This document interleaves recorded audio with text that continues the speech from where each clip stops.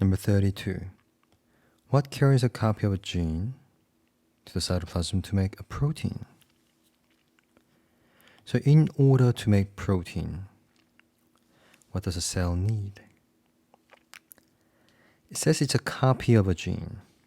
So genes are usually or initially within DNA. And then when a part of the DNA is copied, it becomes RNA. Or rather say mRNA. And then by translating what is written in mRNA, proteins are produced. So answer for this question is D.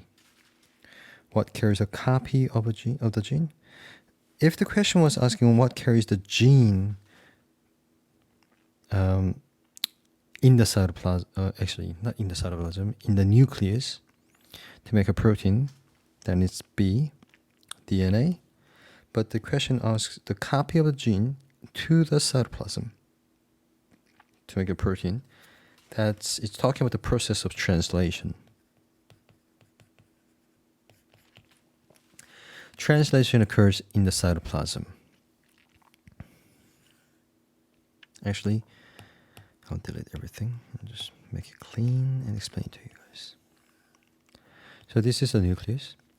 Within the nucleus, DNAs are present. The DNA gets copied and it forms mRNA.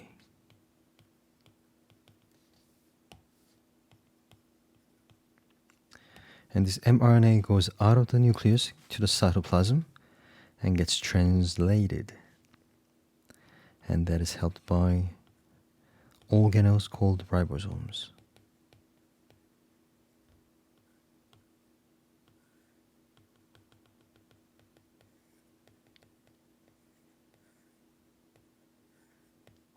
Like this.